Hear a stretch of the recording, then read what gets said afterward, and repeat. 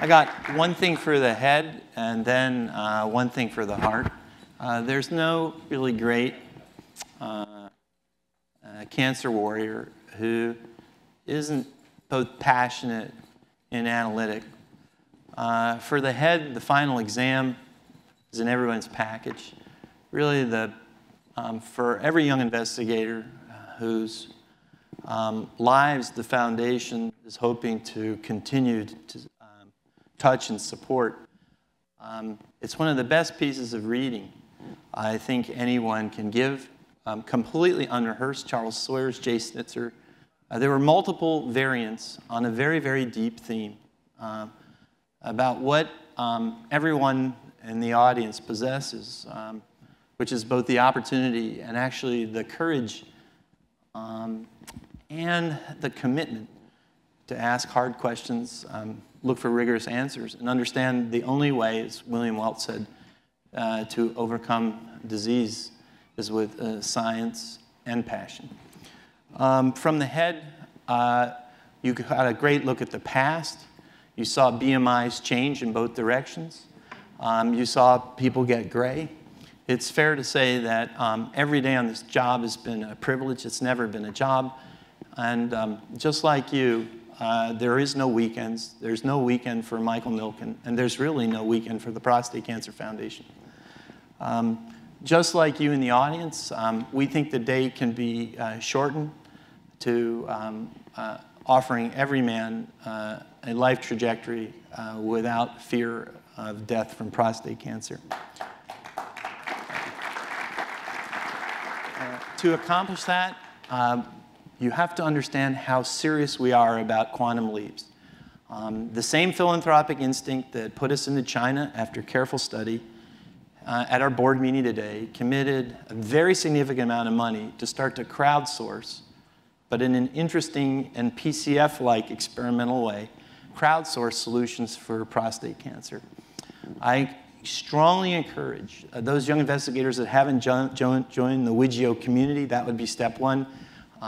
There'll be a prize if you haven't joined, since you've gotten the emails, if you join by 7 p.m. tonight, which is one principle of crowdsourcing. Second, when we mean quantum leap, we really mean quantum leap. And you got lots of quiet and thoughtful and academic and cautious, and you saw outstanding grantsmanship in the form of public presentation as well. We're not looking for great grantsmanship necessarily. We're looking for real quanta of change. So that not only would there be prizes, but we're actually going to make our crowdsourcing activity really a crowd solution.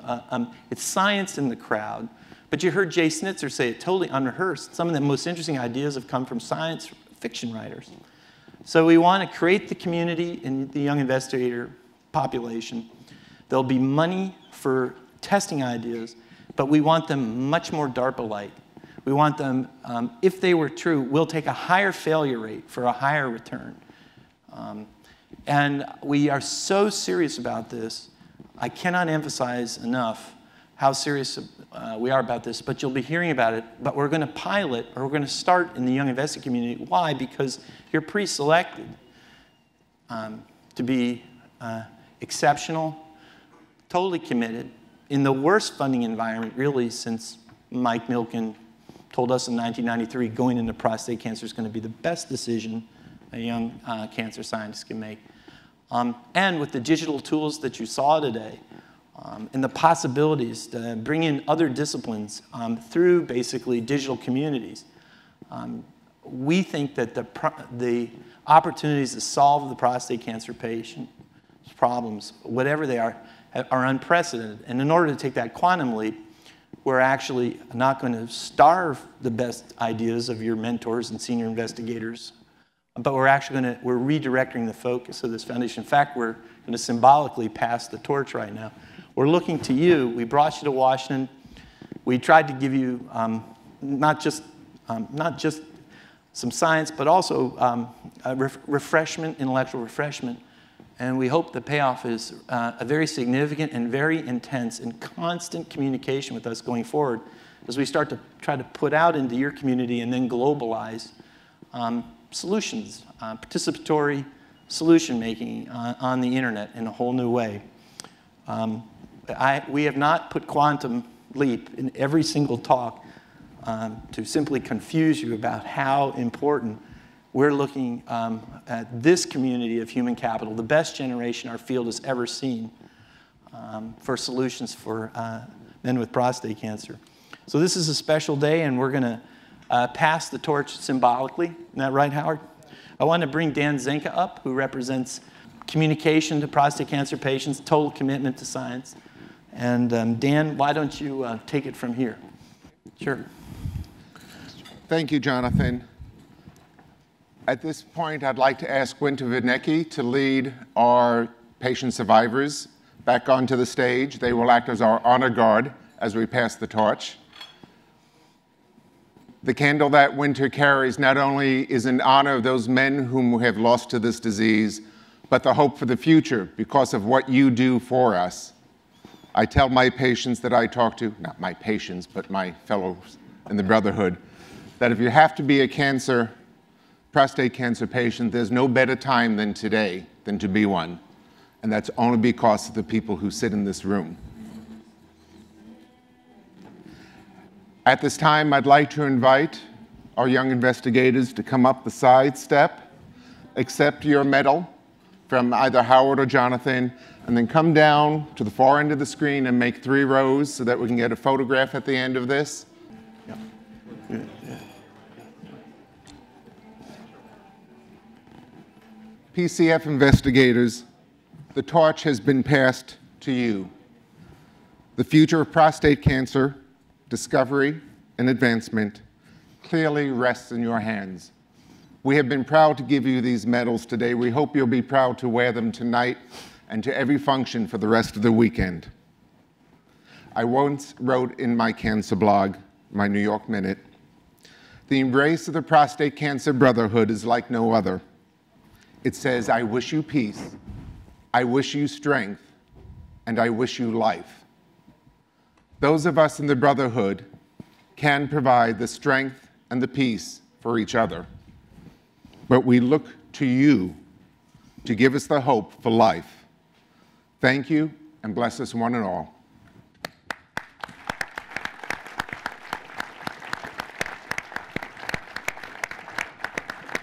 I want to thank the program committee, which was actually young investigators, Andrew Armstrong, Misha Beltran, Bobby Den, Eleni Estefeu, Isla Garraway, Michael Hafner, Ed Posadas, David Ulmert, Jennifer Schutzman, and Nima Sharifi. They were enormously helpful.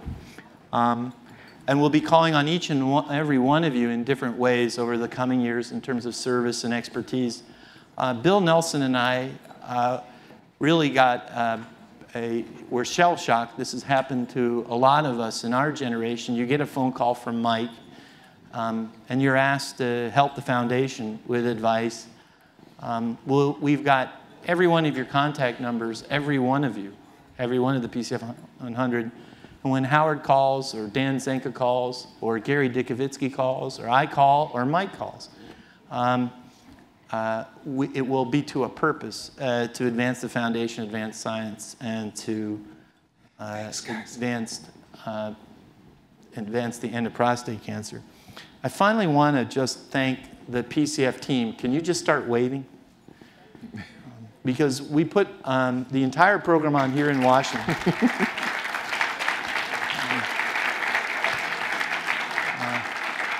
In under 120 days, and we haven't skipped a beat.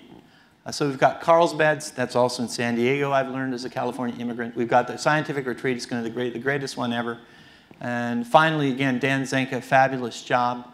The Vinecki family, thank you for being with you, and I wish you a pleasant afternoon. Thanks, everybody.